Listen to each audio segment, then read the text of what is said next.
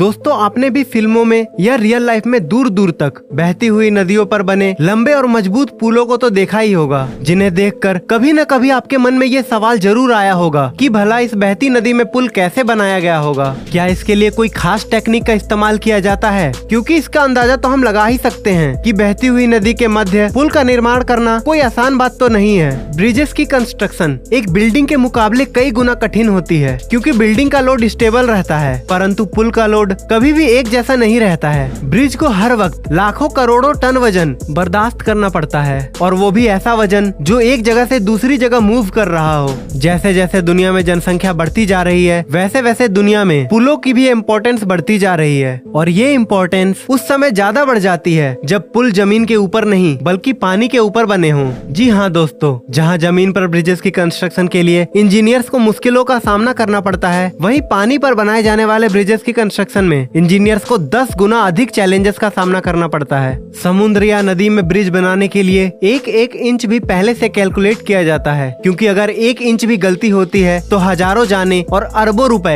एक ही झटके में डूब सकते हैं। आपकी जानकारी के लिए बता दें कि चाहे घर एवं बिल्डिंग की कंस्ट्रक्शन हो या फिर ब्रिज की, इन सब में एक चीज कॉमन होती है, और वह चीज है इसकी फाउंडेशन। जैसे कि फाउंडेशन के बिना किसी भी स्ट्रक्चर को नहीं बनाया जा सकता, वैसे ही बिना फाउंडेशन के ब्रिज की कंस्ट्रक्शन का काम करना बिल्कुल भी मुमकिन नहीं है। तो चलिए आज हम आपकी जिज्ञासा दूर करके आपके इन सभी सवालों के जवाब देते हैं और आपको बताते हैं कि कौन सी टेक्निक है जिससे नदी के बीच ये मजबूत पुल बनाया जाता है। वैसे तो नदी या समुद्र पर पुल बनाने के बहुत से तरीके होते हैं। Beam bridge, suspension bridge, arch bridge जैसे कई प्रकार के ब्रिज बनते हैं, लेकिन पुल बनाने से पहले नदी के पानी की गहराई, पानी के बहाव की गति, नदी के तले मिट्टी की क्वालिटी, पुल द्वारा सहन किया जाने वाला भार तथा ब्रिज तैयार होने के पश्चात वाहनों के भार इत्यादि पर गहन रिसर्च किया जाता है। उसके बाद ही ब्रिज का निर्माण कार्य शुरू किया जाता है। पूरी तरह से सभी आवश्यक बातों का रिसर्च करने के बाद ही पुल की नींव तैयार की जाती है। नींव के लिए सबसे पहले योजना बना ली जाती है। पानी के मध्य जो ब्रिज की नींव डाली जाती है उसे कॉफर डैम कहते हैं। कॉफर डैम ड्रम के जैसा दिखाई देता है। इसको क्रेन की सहायता से पानी के बीचों बीच लगा दिया जाता है।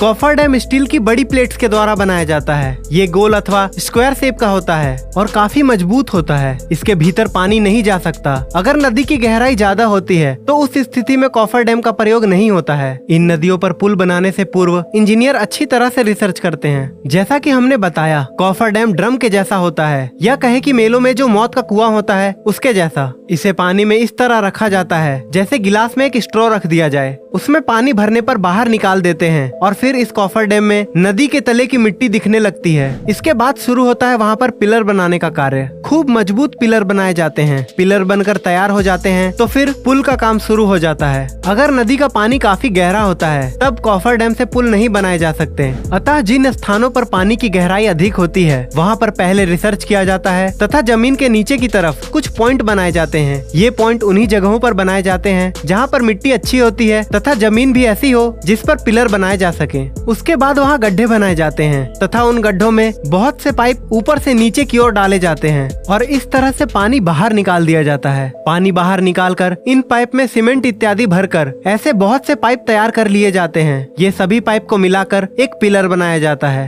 पुल बनाने के लिए ब्लॉक्स तैयार किए जाते हैं। ब्लॉक्स का निर्माण का कार्य दूसरी साइड पर किया जाता है। फिर इन ब्लॉक्स को नदी में स्थित पिलर के मध्य सेट करके ब्रिज बनाया जाता है। बिना पिलर वाले पुल का निर्माण कुछ अलग प्रक्रिया से होता है। पुल बनाने के लिए 2 और अलग मेथड्स का यूज किया जाता है। इसके अलावा अगले मेथड का नाम है कैसन्स। इस तरीके में फाउंडेशन की नींव पहले जमीन पर बनाई जाती है, फिर उसे किसी शिप की सहायता से उस जगह पर पहुंचाया जाता है जहां पर कंस्ट्रक्शन का काम होना होता है। लेकिन अब इंजीनियर्स के लिए सबसे बड़ा चैलेंज होता है इसे पानी में नीचे डालना, क्योंकि ये ऊपर से खुली होती है लेकिन नीचे से बंद होती है, जिससे अगर इसे ऐसे ही नॉर्मल तरीके से डाला गया तो ये पानी में ऊपर ही तैरती रहेगी। ये फाउंडेशन पानी में ना तैरे, इसके लिए इंजीनियर्स के पास एक बेहतरीन तरीका होता है। यदि पानी अधिक गहरा होता है तो शिप की सहायता से पानी के नीचे बड़े बड़े पत्थर डाले जाते हैं जिससे जमीन की भराई की जा सके। फिर इसे आसानी से उस बड़े बड़े पत्थर के ऊपर शिफ्ट कर दिया जाता है। इसके बाद जो अगला मेथड है उसे बैटर्ड पाइल्स कहते हैं। इस मेथड में लोहे के बड़े बड़े पाइपों को शिप की मदद से कंस्ट्रक्शन की जगह ले जाया जाता है। जिसके बाद उन सभी पाइपों को